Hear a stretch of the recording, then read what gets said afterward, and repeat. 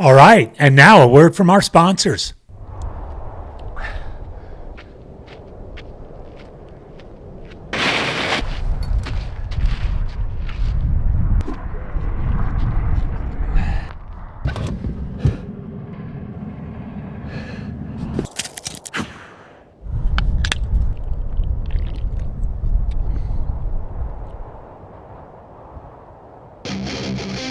Soda! Oh, the energy of soda.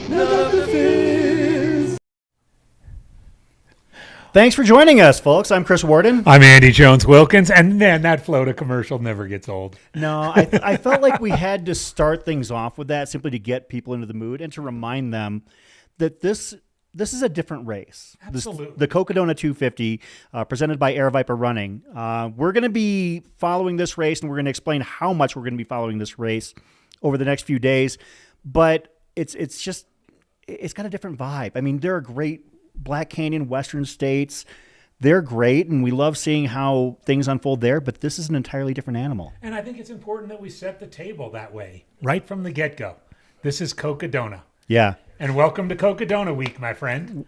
Welcome to Cocodona, everybody. Thank you very much for joining us. We're going to jump right into things because we've been told that brevity is of the essence here today. So those looking for a 3-hour-long preview show aren't going to get it here. I know. We'll have to save that for some other race, but we're going to try and keep it short and sweet and tackle the top men and women that are running the race a little bit, quite a bit actually, about the course and some human interest stories and sort of how the live stream is going to work out over the next 5 days. Absolutely. First thing we'd like to do with our production crew is pull up the elevation profile that I've got here, and we're going to kind of break up how the race is going to work. The way that we've discovered things kind of falling into place over the years that we've done this will be our 4th year broadcasting this race, is that I look at it as kind of like a 6-piece race. Mm-hmm. The first section is the start from Deep Canyon Ranch in Black Canyon City up to Whiskey Row. And up to Crown King. Or up to Crown King. Up to Crown King. And the thing about that section is that I think we lose a lot more people than we should for the first 35 to 37 miles of a 250-mile race. Well, here's the thing, and I was honored to be able to run that section of the course. Steve extended a couple invitations to people who weren't in the race for the training run back on April 5th, and I wanted to see what this whole start to Crown King section was all about. And to put it in perspective, and I don't even think the elevation profile does it justice, but for a 250-mile race with 40,000 feet of elevation gain, 10,000 of those feet happen in the first 34 miles. So that part all the way in the left, I can't think of another race, 100-miler, 200-miler, that packs so much in to the first 34 miles. So that climb, and by the way, the Deep Canyon Ranch is a new starting location. That's true. Right? We experimented with it at Black Canyon. It worked wonderfully. Great. It's a wonderful new starting location, as well as a nice little creek bed section that Steve and the organizers put in that comes from about mile 4 to mile 7. You're literally sometimes on all fours going through this creek bed. When you finally come out on the Black Canyon Trail, you get a few miles of nice trail running. You hit mile 11, where the first water only and maybe a few surprises will be at mile 11. And then the runners have to go 14 miles with no aid. And even the aid they get at mile 25 is minimal. So this first 34 miles is stout. Yeah. And the first year, Cocodona 2021, it was carnage. It was full on, absolutely disastrous for a lot of people. A lot more people ended their race at that point than I would have ever thought possible. The stretch from Black Canyon City to Crown King is exposed. It's hot. It's like literally desert running. And it's incredibly remote. Yes. I mean, on this training run, I was running with a dear friend of mine, Pam Reed, and there were a couple moments where we got up on ridges and we looked out, and 360 degrees, you could not see a sign of human civilization. Maybe some mining ruins down there, maybe something else. And then you're going along, and you make this right-hand turn and you get the Lane Mountain climb. If you look on this, it's that very steep, pointy section right there, the pointiest, highest section to the far left, and it's just straight. You look at it and you're like, oh no, we're not going up that, right? Certainly we're going around it. No, you're going straight up it, and after spending an entire day among the cactus and everything else, you're in pine trees. Then mercifully, you get to a nice, smooth gravel road that takes you 3 miles down into Crown King, and you're sort of back to life. But if you haven't taken care of yourself through that first 37-mile section, you could be in for a long week. I believe that actually the race command insists that you carry 4 liters in that section. I mean, that's a lot of water to carry if you think about it. The average hydration pack is like 1.5 liters to 2 liters, and you're having to carry twice that. And not only insists, they're going to check. Yeah. They're going to check and make sure that you have your 4 liters. Maybe you carry it in a 2-liter bladder and a bunch of bottles. Maybe you carry it in a 3-liter bladder, which is really heavy. But having just traversed the course on a cool day, you need those liters. Yeah. And there's a couple creek crossings with some sort of dismal looking water. You might want to filter that. I'm sure some people in the mid back of the pack will. But man, you need to be prepared because this race kicks you in the teeth right from the get-go. Absolutely. And the front runners will probably be hitting Crown King about noon to 1 p.m. The back of the packers and the mid packers might be actually in the, close to sunset kind of range. I think that's when they came in last year when you were working up there. And so they might actually be facing, after going through, 80 to 85 degree desert days into, some cool high elevation nights. Now, Chris, I thought I was like in a different world when I went up to volunteer there last year. And I arrived, and the aid station captain was so happy to have me and like giving me my assignments and everything else, and was like, I just want you to know you don't have to stay until the cutoff. I was like, well, no, of course I'll stay till the cutoff. When is it? Oh, it's 11:30. Yeah. I quickly did the math. Like, oh, so for 37 miles, they get 18 hours? Yeah. And a lot of people take a lot of those hours. Yeah, absolutely. And of course, that's the race just getting started. The next section is from Crown King to Whiskey Row, right in the heart of downtown Prescott. For those that aren't familiar, who haven't been to Crown King or to Whiskey Row rather, it's a great place to hang out on a Friday or Saturday night. But these runners are going to be getting there, typically the fastest runners, about Monday midnight. So that'll be about mile 78 of the course. Last year, I do remember the lead men making it just about midnight, and that seems to be a holding pattern for the full course of the race. And keep in mind, they go from being really warm most of the morning to actually being quite cold. Yeah. A lot of that section between Crown King and Whiskey Row it's a little microclimate that's cold. It's all above 6,000 feet. It's been shaded all day. So they're really already within the first 70 miles of this race, going from unbearably hot, like I want to soak in a creek, to, oh my gosh, I better have my layers. Yeah. And from Whiskey Row, the course doesn't let up because from there they actually hit one of the higher points in the course, the highest point in the first half. They actually go from Whiskey Row through the town of Prescott to Mingus Mountain. Mingus Mountain is actually where the legendary Man Against Horse race takes place every October, but we use it here as a way station. And I think that what I've learned over time is that those runners who actually make it to Mingus are in good shape for the rest of the way. But making it to Mingus is incredibly hard. Well, and that little section, especially the top sort of 500 feet of the climb up Mingus, is sort of sandy and scree-like. And, it feels very alpine-y. Even though it's not that alpine-y in the grand scheme of things, but it feels that way. And by the way, the descent off of it is no picnic. No. Coming down off of Mingus Mountain, is not a great reward for having climbed it. But from Mingus, you actually head down through Jerome and to the low point of the course, at least from that point, and that's Dead Horse Ranch at mile 136. But I would say that the next make or break point is Sedona. Yes. But a moment on Jerome. Yes. Because Jerome is this wonderful, small, quirky, old mining town.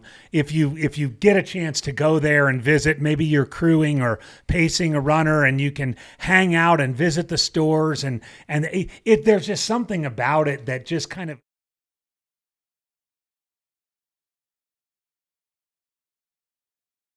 race was, yes, of course, Prescott, Sedona, Flagstaff, but that little glimpse into Jerome built into the side of this big slanty mountain, it's just a special little spot. If you're a fan of wine tastings and winery tasting rooms, Jerome's got you covered. Also, if you're a fan of the band Tool and Maynard James Keenan, one of those tasting rooms is actually owned by him. So, and there's some good food to be had in Jerome, Haunted Hamburger. and at all hours of the day. So don't sleep on Jerome. yeah, but here's the thing: Jerome is basically from there. You've got about 100, a little bit less than 100 miles to go, and it feels like there are so few drops after Sedona. At least that's what we've seen here.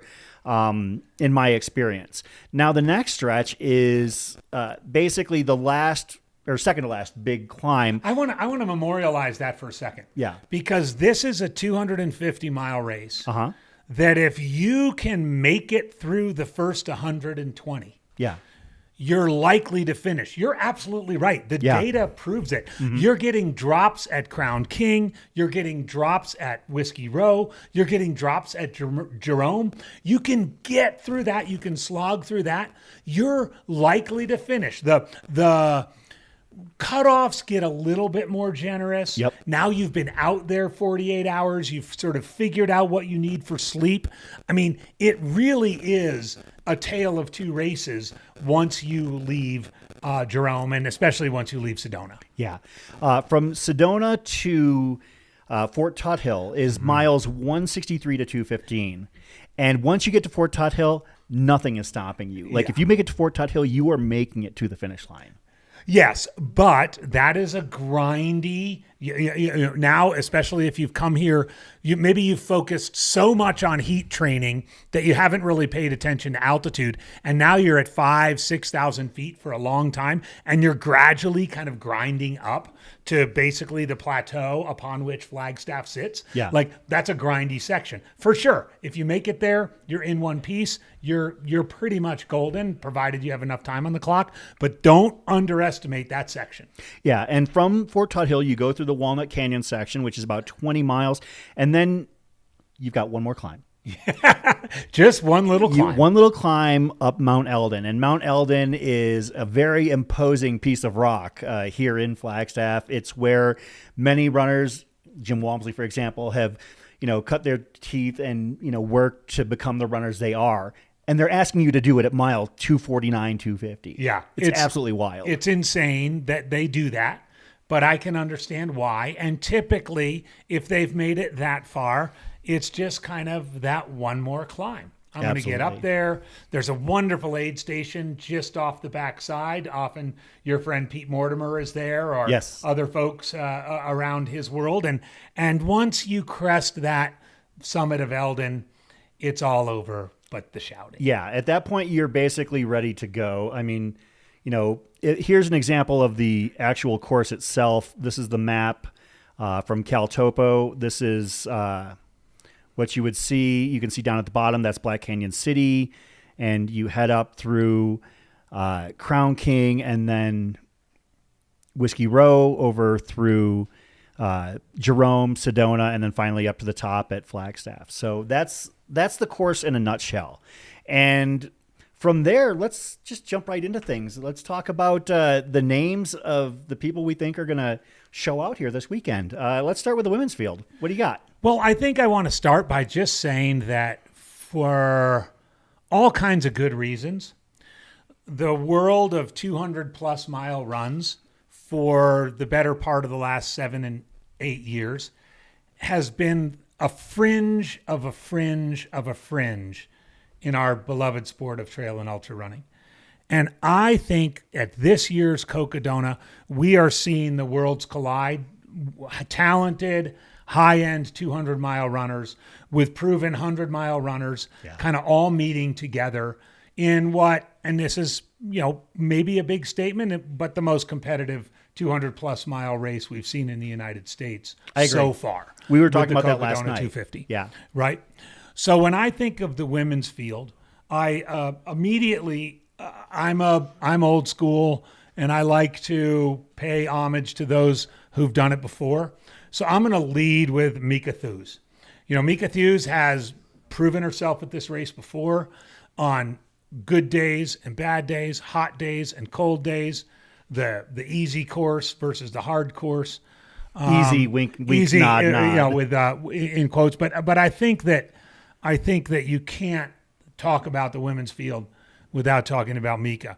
Then you have two really, really strong, highly pedigreed mountain runners who haven't yet hit it out of the park in a 200-plus mile race, but are certainly athletes that you have to keep your eyes on, and that's Liz Canty and Eliza Lapierre. Yes. I mean, Liz Canty's done a couple loops of the Barkley. Eliza Lapierre's done pretty much everything, is kind of like that tough Vermont runner. She's paid attention to her heat training this year, and I think that'll be interesting to see how the two of them go.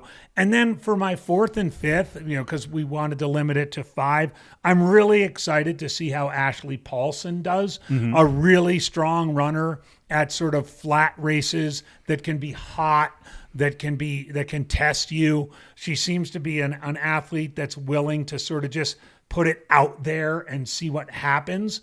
And then on the other side of that, an athlete who now lives in West Virginia named Ann Tisdale, who got second place in the Moab 240 just back in October, and really races kind of Jeff Browning style from behind. I think at Moab she was barely in the top 10 at about halfway, and just chipped away and ended up in second place. So there's a lot more on the women's field than those 5, but I think there's intriguing storylines among those 5 for sure. For sure. One of the names that you didn't mention was one that I had been going back and forth, and we'll give our official top 5s here of course, yeah. at the end of the show. But Rachel Entrekin has multiple Hard Rock qualifier wins. That immediately raises an eyebrow to me. That means you've done the hard stuff. I also saw Rachel log like 190 miles in 48 hours at Jackpot a couple of years ago.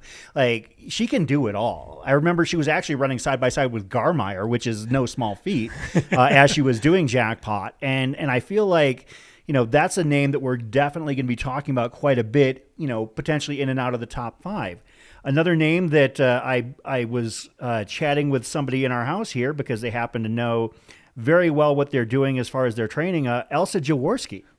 Elsa Jaworski doesn't have the race pedigree necessarily that a lot of other runners do, but there was something that really got my attention. She finished second at Tahoe last year. Great job. But she finished second at Coldwater Rumble this year. That means she only finished behind Devin Yanko. And her time this year at Coldwater Rumble was only 30 minutes behind Annie Hughes' second best all time. And we know what Annie Hughes did on this course. So I think that that's somebody that we're also going to be having to pay attention to is Elsa Jaworski. Pro tip, Coldwater Rumble is a really good wintertime trainer. If you're wanting to do a 200 sometime in the summer, sure, it doesn't have the vertical and the craziness, but you can get 100 miles in decent weather with wonderful aid and support. I mean, Browning was there, Meltzer was there, Devin was there.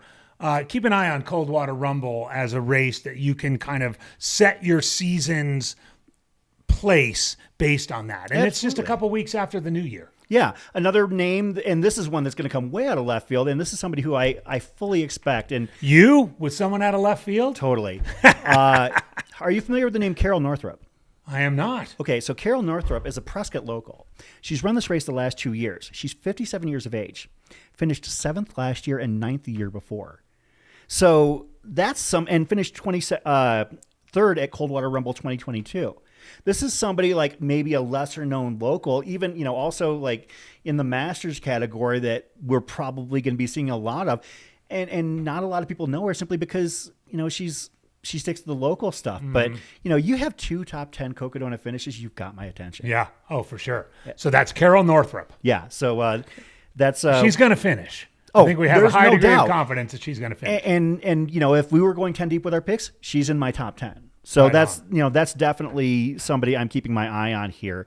Folks, if you're watching right now and you've got people that you want to ask about here, we'll see if we've got time to shout out some people as well. Yeah, throw something in the chat if you're interested. We'd love to hear who you're following, and we're going to be at this for 5 days, so we have plenty of time to look up results and talk about who's doing what and when and why and how. Yeah, and stick around because basically what we're going to do is we're going to make your work week as unproductive as possible. That's our goal. That's our goal. We'll hit the men here in just a moment, but I'll take this moment to give our live stream schedule for this week.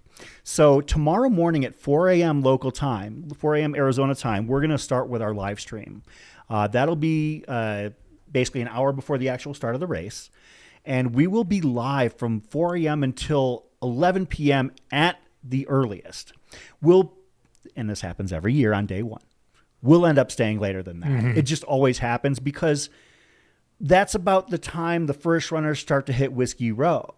I mean, that's where we caught Versteeg that first year. I believe that's where we caught actually Versteeg and Killian Korth last year coming into Whiskey Row. It's just typically like 11 p.m. to 1 a.m. is that little slot, and we're going to catch them if it's at all realistic. I assume we're going to have Spider Pena on the follow cam right there. Shout out Dan Pena.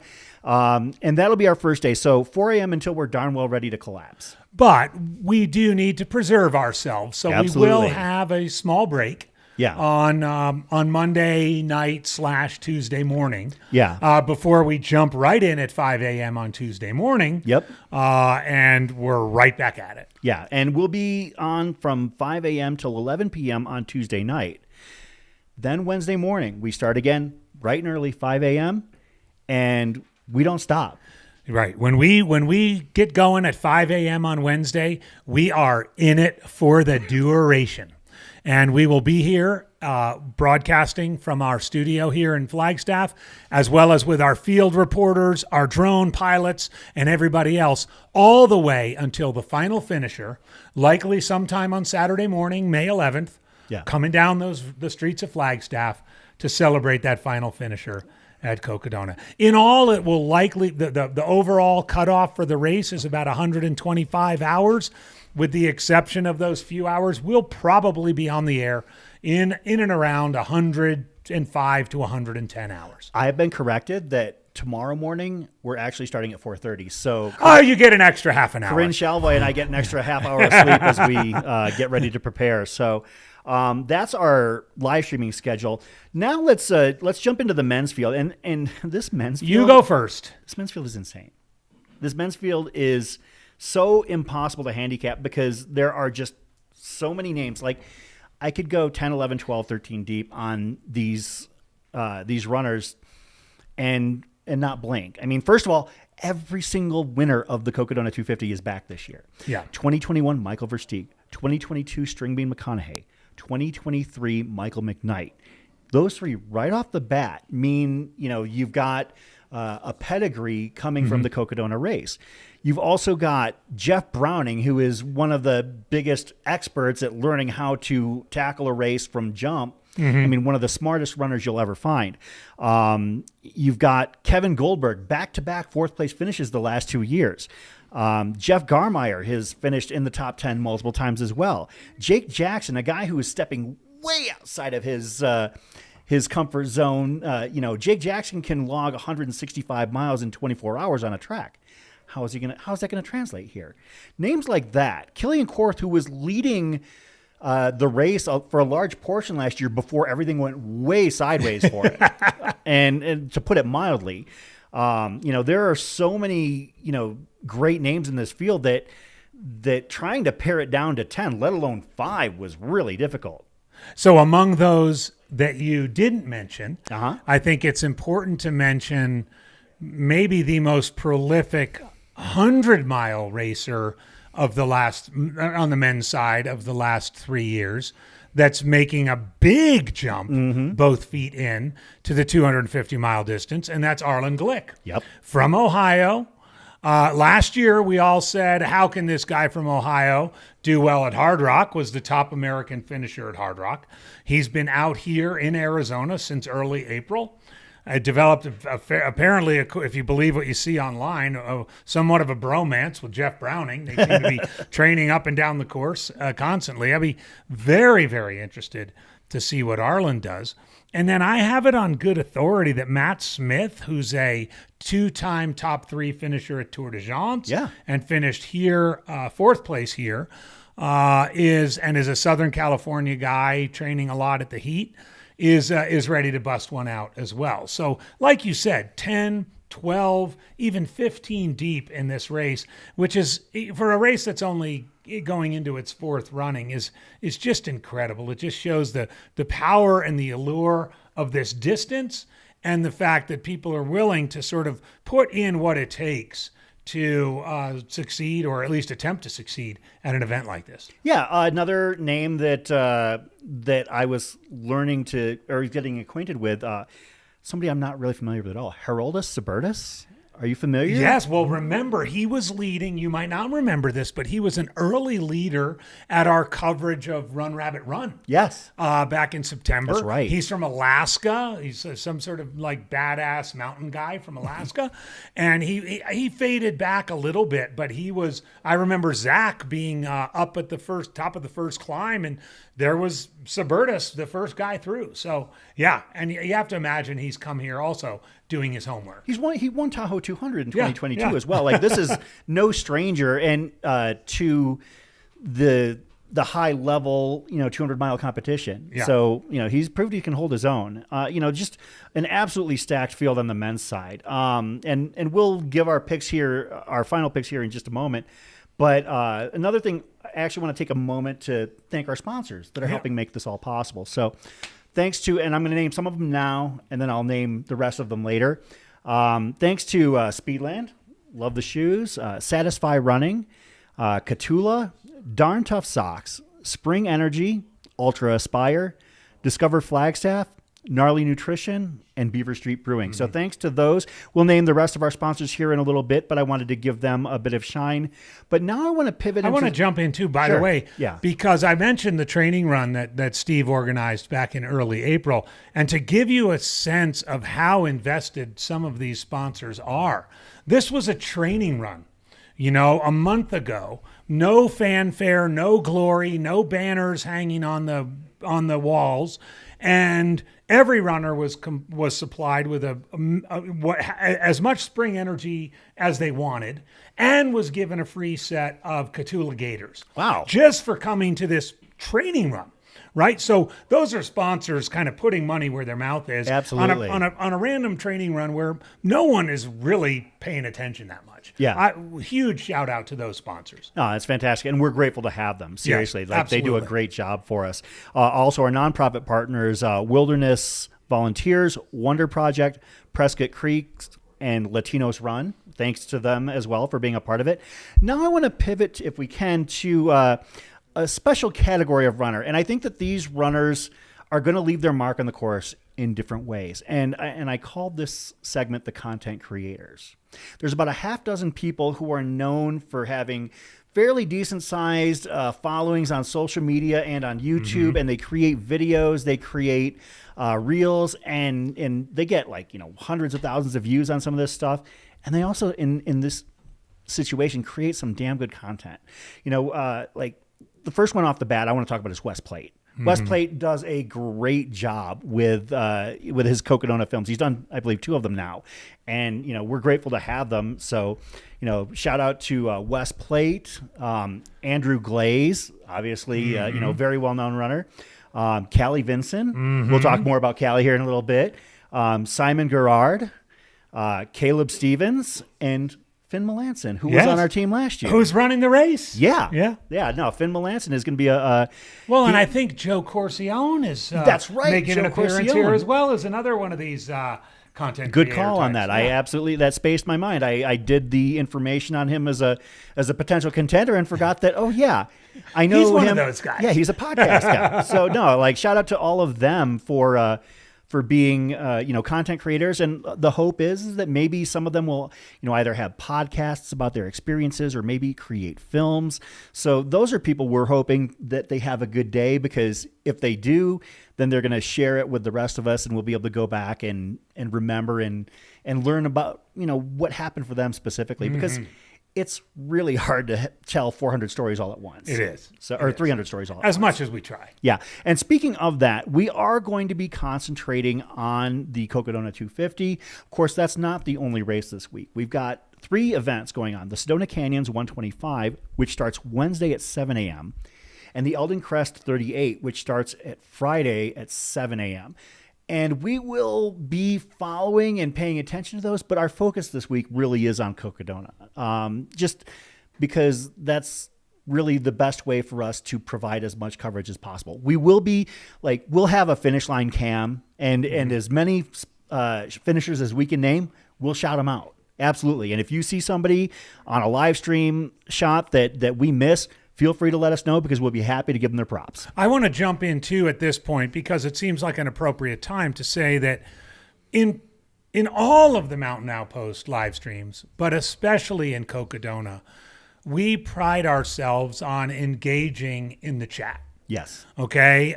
We will have our producers and our supporters here let us know what's going on in the chat. We'll be monitoring the chat and questions that might come up. And with respect to the 125 and the 38, that would be a great place to ask about a runner. Sure. You might be, because we might be, we're 4 days in on Thursday, and you might be out there and see that the tracker on the runner that you've been following in the 125 has seemed to have frozen. We might have more information and could provide some color on that. So we really, really encourage viewers of the live stream from now all the way until Saturday when we wrap up to engage in the chat, to ask questions, to provide insights. We don't have all the answers. There might be a runner who's performing particularly well that we don't have any data on, and we might just say, hey, if you know anything about this runner,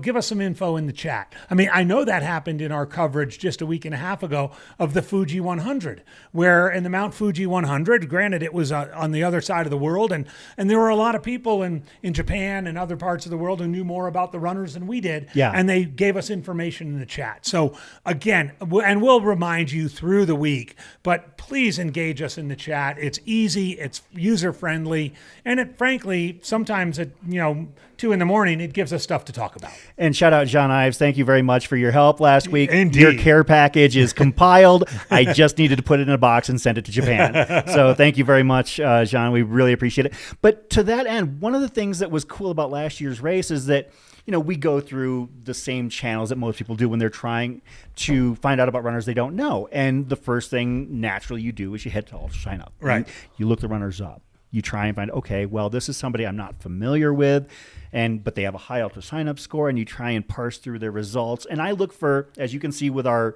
notes that I put together, I try and find relevant, like 200-miler results or hard 100 results or crazy fast 100 results. Or even FKTs that might not appear on Ultra Sign-Up, but you might hear about from somebody in the community. Shout out DJ Ali Mo for that. Mm-hmm. Like the FKT is also an excellent resource, and that's what I was going to bring up. Because there was somebody last year that we had to compile a dossier on like 11th hour, and that was Josh Perry. He had 0 Ultra sign-up results, I think. Yeah, he did. He had 0 Ultra sign-ups and results, and so we didn't realize until, I think that somebody just happened to bring it up like maybe a day or two prior. Oh, yeah, this guy's got like FKTs all over the world. Yeah. And he ended up finishing second. Like, an absolutely, stout runner who... We had to familiarize ourselves on the fly with this guy. Yeah. So, that's one of the beautiful things about this race. Yeah, absolutely. And we'll pivot actually now to another category of runner that I think that deserves some shine. And those are the legacy entries. Yes, let's do it. We've got, at my count, 6 folks who have run this race each year of its existence and are going for number 4.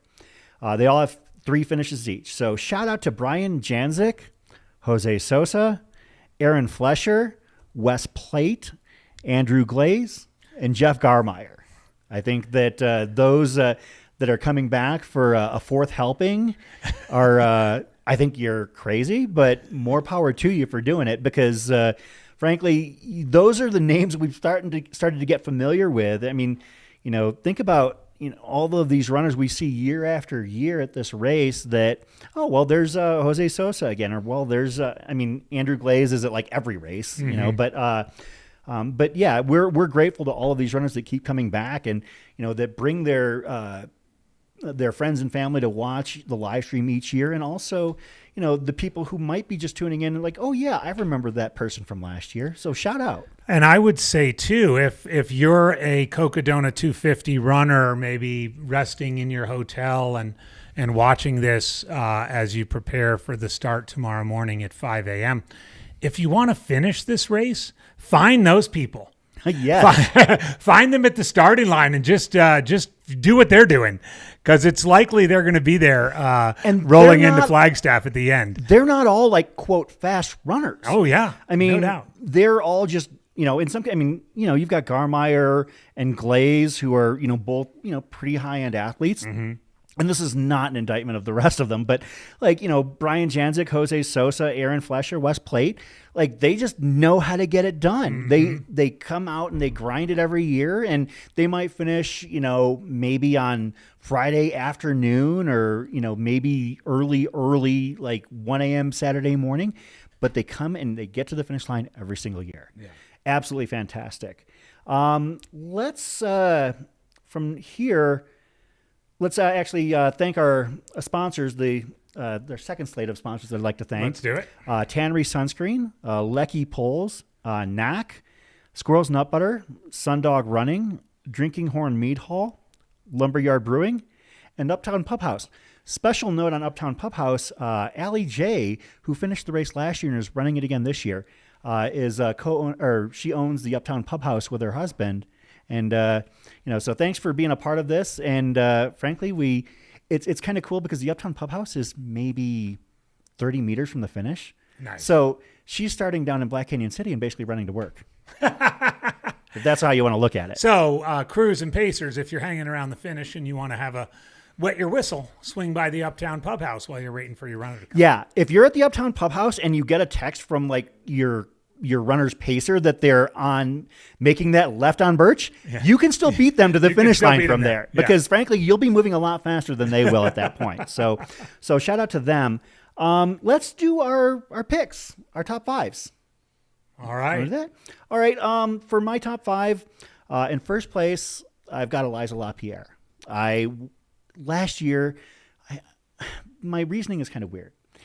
Last year, she looked really, really rough at Fort Todd Hill. Mm-hmm. But she pushed through it and she still finished this race, on the podium. Like that to me was a positive check mark. Second place, I've got Mika Thews. Mika, obviously no stranger to the 200-mile distance, and also high finishes here. Third place, somebody I mentioned, Elsa Jaworski. Elsa is, I think, probably somebody we're going to have to look out for. If I didn't mention her, I think that our producer, Zach Marion, might get a little bit irate. In fourth place, I've got Liz Canty, Air Viper Racing Team member, who travels in high circles.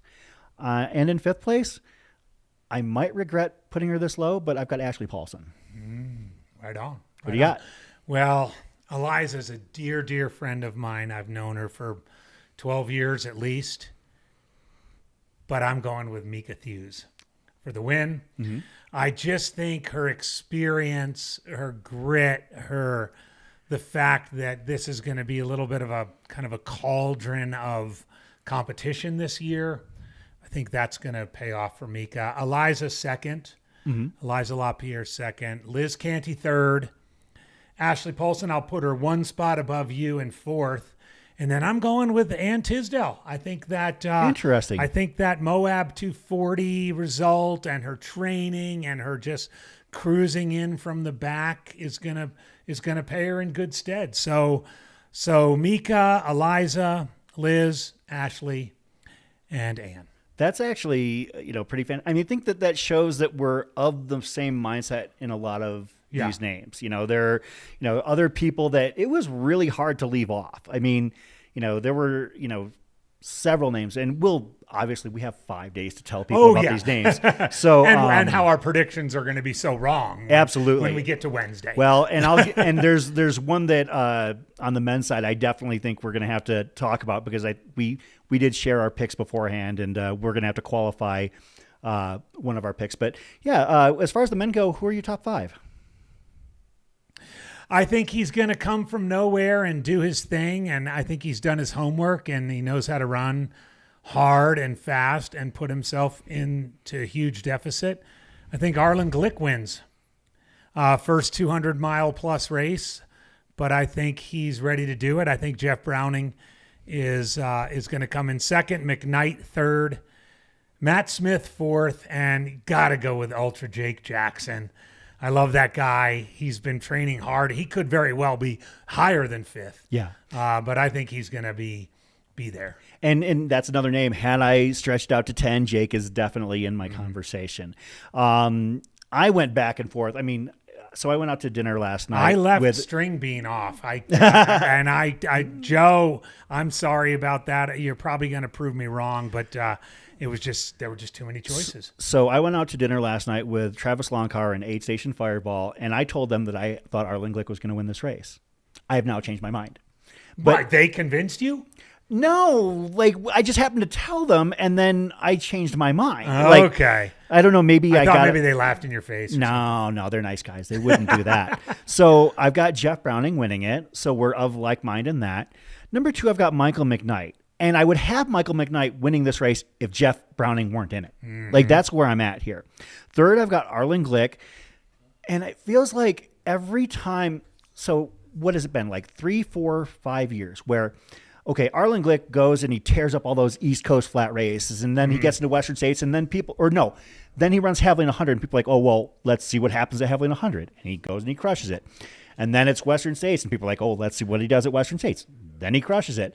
Then they're like, oh, well, is he ready for Hard Rock? And he proved he was ready for Hard Rock. So I think that maybe after 3, 4 years, we probably need to stop selling Arlen Glick short. And selling him short is probably keeping him out of your top 3. But you still think Browning's going to beat him? I do. There's just something about like the way Jeff approaches races that he just, I don't know. And frankly, like a lot of these guys have been working and training together, and they share a lot of notes. I mean, and they work together. So like none of these names would surprise me. But yeah, I've got Browning 1, McKnight 2, Arlen Glick 3. I feel insane for saying. I thought I was nuts in saying you're putting string bean fourth? fourth, and 5th. So he's finished 4th the last 2 years. I think that he probably drops a spot, but through no fault of his own, he might even PR this course. But Kevin Goldberg. So shout out for those who have big Goldberg energy in the chat. We know we'll be hearing from you all week. So and maybe after he's done, he'll walk up to the studio again. Oh, let's hope. That's literally what he did. Yeah. Like after he finished, he waited a few hours and then he came into the studio and hung out with us. Fantastic. So, well, hey, we're close in most areas. We have a little bit of divergence, but that's typical. That's kind of our de rigueur for us. So here's the thing. We both left the inaugural winner off of our lists. And I think it's because he's just so much of a wild card. You never know which Mike Versteeg you're going to get at a race. Now, the problem is if we're wrong, he will be here between us, yelling at us and letting us know that we messed up. Like we're going to have to put the 7-second delay on with him. Well, not only do you never know where you're going to be with Mike Versteeg in a race. Yeah. You never know where you're going to be with Mike Versteeg in life. Like when he popped up at Javelina last year and sat on Dylan Bowman's lap. Yeah. We'll see. But we left him off. Remember following his tracker last year? Like leaving Sedona, we're following his tracker, and then all of a sudden it just starts going off course, and we're like, Mike Versteeg is What's lost. Versteeg doing? And it turns out like he had communicated with his crew, and he knew where to get off the course, and he was done for the day. Like that's something you just you never know what you're going to get with Mike Versteeg. So I think that we both leaving him off was just simply to the nature of how unpredictable he truly is. Yeah, and maybe he'll prove us wrong and roll absolutely. Into, we both left off Killian too, who had a great race last year, Killian Cork. So yeah, we set the limit on 5, and there's There's plenty of other runners that were outside both of our top 5 who could. These 200s are still the Wild West. And okay, so folks, if you've got any questions and you want to throw them into the chat, feel free. But I think we're going to probably close things out by kind of just bouncing back and forth with our inspirational stories or our people that we want to follow. Now, this is something we selfishly do to basically give shine to runners, people that we think are either interesting stories or people that we hold in high regard. So lead us off. I'm going to start with Michael Coppy, 73 years old from Duluth, Minnesota. Michael reached out to me back in the late fall, looking for a coach for potentially running Western States because he's a 128 ticket guy in At Western 73? States. At 73. Wow. Well, with 128 tickets, he didn't get picked. Oh. So he'll have 256 tickets next year. But he's in Cocodona. Yeah. And I ran with him a bit in the training run. The guy looks not a day over 50 and ran well in that training run, has, I think, 8 200-plus mile finishes. So is attempting to become the oldest person to ever finish a 200-plus mile race. And I think he's got a pretty good shot at doing it coming from Duluth, Minnesota. So Michael Coppy, keep an eye out for him. I'll admit that would be wild because I would have to believe he would be the oldest Western States finisher when he eventually gets in, too. Yes, he would be. Yeah. So shout out to Michael. Michael. Right now, Ray Piva is the oldest at 73. So, okay. Yeah. How about you? Give me one of your human interest stories. So one of my human interest stories is a friend of mine, a personal friend of mine, Courtney Scher. She's a Phoenix local, and I've done some training with her in the past. I haven't been doing training with her lately because I can't keep up with her. And last year she was asking weird questions about Cocodona and mentioning kind of offhandedly that she might be interested in doing it. And before I knew it, she had registered. So Courtney, I know that she's done the work. Like I said, I can't keep up with her anymore. She shows up to our group runs, and she's always, very upbeat and happy. And I think that it's going to take everything she has to finish this race, but I think that she's going to do it, and I can't wait to see her smile at the finish line. So shout out to Courtney Scher. Last year at Western States, it was really interesting because I remember sitting with Craig Thornley, and he turned to me and he's like, I think this is the year of the autistic racer at Western States. And I was like, what do you mean? He's like, well, we've got several, runners with autism come into the race, qualify, get picked in the lottery. We have in this year's race of the Cocodona 250, Zach Bates, autistic runner. I ran into him a little bit at this training run, the aforementioned training run that I talked to you about. Fascinating guy. Trains hard. Yes. Really trains hard, does his homework, in many ways has a lot of what one might characterize as like the autistic superpower of being able to hyper focus. Yes. And just spending time talking with him and being around him and his hyper focus on this race and what he wants to do. I'm excited to see how young Zach Bates, I think he's 22 or 21 or 22. 21 he's very or 22. young. It'll just be just so much fun to follow his story, however it ends up. Yeah, I mean, he finished sub 24 at Western States. Mm-hmm. He ran the Crown King Scramble, and I want to say he finished like in the fringes of the top 10 in under 5 hours. Yeah. If you've run Crown King, you know that finishing in under 5 hours is a big deal at that race. So shout out to Zach Bates. I think that's an absolutely great story. Fun to see him. This one is a guy who is no stranger to high-level competition, but I'm still going to name him anyways. And it's Pete Kostelnik. So Pete is known for his, you want to talk about long running. You're talking about somebody who's run from Alaska to Florida. You're talking about somebody who's run from, San Francisco to the East Coast multiple times. He has won Badwater. He actually held the course record there for a while, I believe. Pete is a great runner and a great guy. He's a Flagstaff local now. He's relocated here. Pete was in an accident that was a car accident at Leadville last year that set him back. He was hospital ridden and bedridden for weeks. And I think that there was some question as to whether or not he'd be able to get, back to the level he was before. And he's been, taking a prudent approach to his recovery. And I've been reaching out to him on occasion just to say hi, to remind him that, number one, frankly, if I could get him to come and hang out with us on the live stream, he's more than welcome anytime. Mm-hmm. And number two, the fact that, those who know him are, excited for his recovery. And I sent Pete a message last week, and I'll admit, that it was kind of halfway like, you want to join us in the live stream or how are you? And I sent him this text message, hey, how you doing, buddy? Hope you're doing well. And he sent me a message back. He's like, oh yeah, I'm great. I just can't wait for my vacation across Arizona next week. And I was like, yes, like that makes me so happy. So I don't care. I mean, a healthy, like in his prime, Pete Costoli could win this race.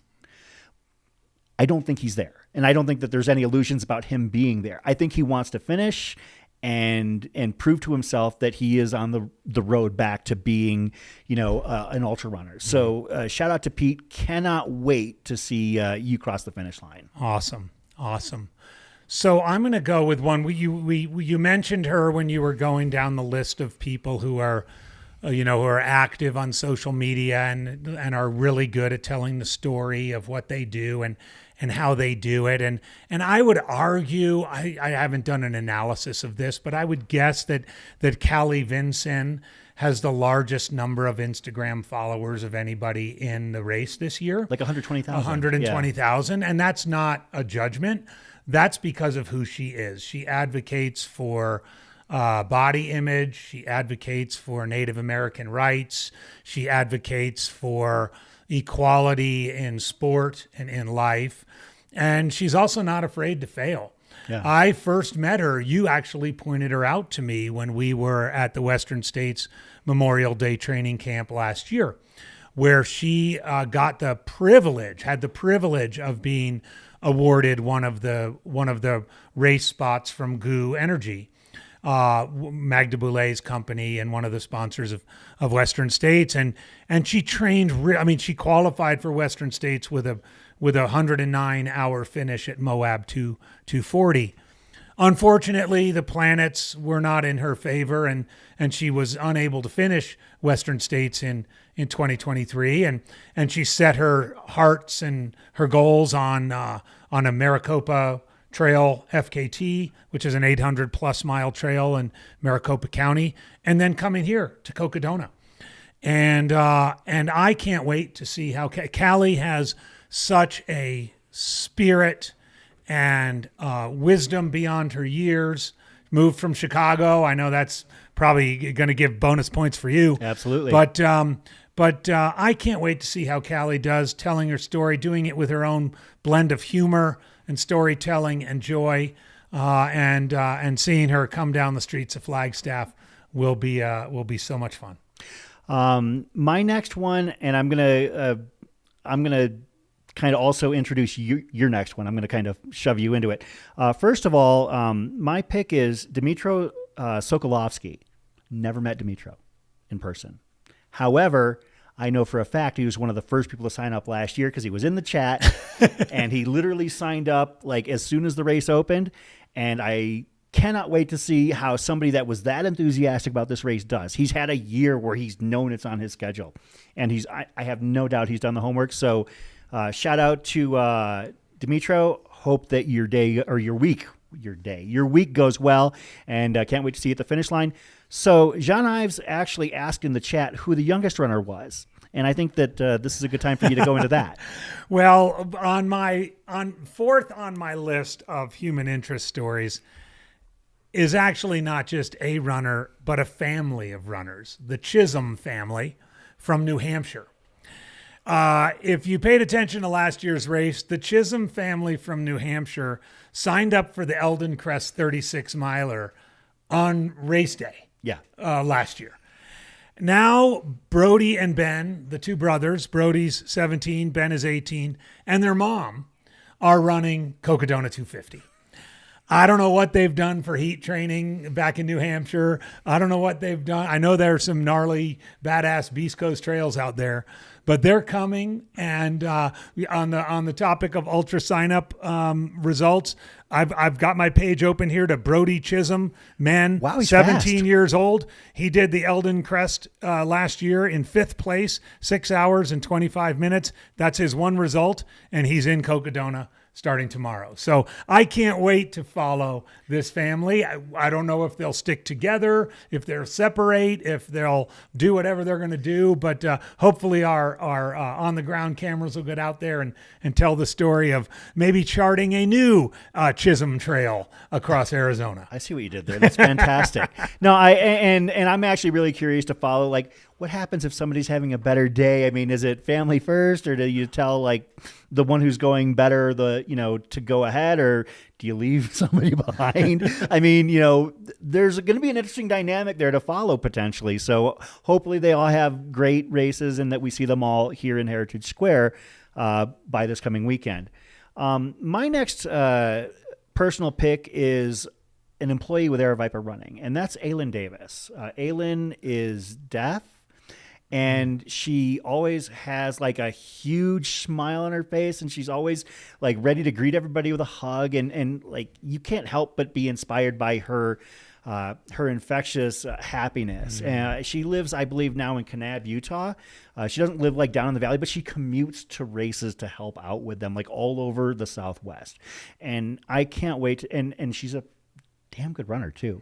So I'm really excited to see what Aylin does here this week, and can't wait to see her in Heritage Square when she finishes this race. Well, I've got one more, Okay. and I think you and I would probably agree that one of our personal highlights of our live streaming work last year in 2023 was having the honor and the privilege of broadcasting the Hard Rock 100, which Mountain Outpost is going to be doing again this coming July. And one of the highlights of that was calling the final finishers. And the final female finisher that year, the 25th female finisher, the largest number of female finishers the race has ever had, was Gina Harcrow from Colorado. Yeah. And she's here at Cocodona. Nice. She's here at Cocodona running her first 250. She's been training in Colorado, kind of doing her thing. She's got a busy job and a family, and kind of goes in a lot of different directions. And I suspect we'll see her sometime late Friday or early Saturday, much the same way we did at Hard Rock, with her kind of coming in down the stretch with just a little bit of time on the clock. But I know one thing about Gina: she's gonna keep plugging and keep going until the clock runs out. And so I can't wait to see how Gina does going into this race starting tomorrow morning. Sidebar on that. The women crushed it at Hard Rock last year. They did. It was like a 92% completion rate for Yep. Hard Rock. I mean, absolutely. Somebody was asking in the chat. We'll circle back around who the oldest racer in this year's race is. That was It's Michael Copy. He's Okay. 73 years old. okay. Yeah, from So, Duluth, Minnesota. Just to give you a heads up. Okay, my final runner that I've got a personal interest in is Andrea Moore. So Andrea Moore, we met her at the end of Black Canyon last year when she had run the 60 or the 100K, and we asked her to come in and hang out with us in the booth. And then it turned out she's like, well, I got to go. Like she came and talked with us. And then she's like, I got to go because I'm running the 60K in the morning. It's like, good grief. Like she had time to, share a chat with us. And then like, I don't know, maybe it might have been Cocodona last year.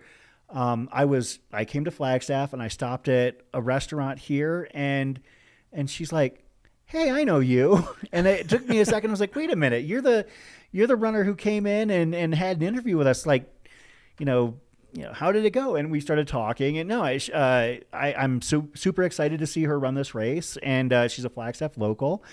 She's been running like any and every 100+ mile race, it seems, that comes down the pike. I mean, she's an absolute beast of a runner. And Andrea Moore, I can't wait to see her come into the finish line here at Cocodona this week. Chris, as well. we do take facts seriously here on the Mountain Outpost live stream. I want to point out that there is another 73-year-old starter. Perfect. I don't know if Terry Gardner's listed male, 73 years old, 19 races, including a Bigfoot finish in 2023 in 104 hours, a Moab 240 finish in 2021 in 109 hours, Cascade Crest finish, a couple Cascade Crest finishes. I don't know month by month who's older, Michael Copy or Terry Gardner, but just to make sure we're clear on the facts, we actually have two 73-year-old runners in the race, which is really cool, both male. Next in the age category, just while we're on that topic, is Gregory Lowe, 60 years old. And it looks like there's several 60-plus age runners in the race, and we'll, I'm sure, be following along with them as well. But just to correct that, we do have Michael Coppy and Terry Gardner in the 73-year-old category. Well, I think that about wraps it up. I think we're just going to kind of basically take care of the housekeeping items. First of all, we'd like to thank all of our sponsors here right now. Speedland. The shoe fell down. How do we get... I think I might have knocked it over. We'll ask Zach to set it back up. Yeah. He's really good at set design. Speedland, Satisfy Running, Catula, Darn Tough Socks, Spring Energy, Ultra Aspire, Discover Flagstaff, Gnarly Nutrition, Tannery Sunscreen, Lecky, Knock, Squirrel's Nut Butter, Sundog Running, Drinking Horn Mead Hall, Lumberyard Brewing, Uptown Pub House, Wilderness Volunteers, Wander Project, Prescott Creeks, and Latinos Run. So thank you to those. Also, actually, I forgot that, and I'm going to slide this in right now. If you want to go to the local Flagstaff newspaper website, the Arizona Daily Sun, there is a cool little article about Cocodona. So shout out to them for giving us some shine. And for those that are looking forward to a week of reduced productivity, we'll tell you now. So tomorrow, we're going to be on the air at 4:30, extra half-hour sleep. No arguments there. 4:30 in the morning. The race starts at 5. We'll be going till 11 or until we're darn well ready to quit. It won't be before 11. Right. Tuesday, we'll be on the air from 5 a.m. to 11 p.m. And then Wednesday, 5 a.m. and no street till Flagstaff. All the way through. Yeah. And we're going to have a great team here joining us here this week. We're going to have some guests. During the day, we'll probably keep our eyes on the drones and the follow cams. And at night, for those that aren't familiar, Aravaipa Cocodona After Dark is a little bit of a different vibe. If you're not quite sure, if you're not familiar and you wonder what Cocodona After Dark is going to be like, I guess you'll just have to tune in and find out. I also we'll spend time during the week talking about everybody behind the scenes here. We have a team of producers. We're going to have our follow cams out there. We'll try and point them out by name, but while we're staying up all night broadcasting, so too are they. And this is a labor of love here at Mountain Outpost to put together this broadcast. So, Chris, I'm looking forward to a fun-filled week. It's Cocodona week. I mean, what else is there to say? Absolutely. We're going to rest our pipes, and we'll tune in bright and early tomorrow morning. And thanks for joining us here. If you've got your picks, be sure to throw them up on Free Trail Fantasy and tell us how wrong we are over the course of the week. We'll see you soon. See you soon. Check in on the chat.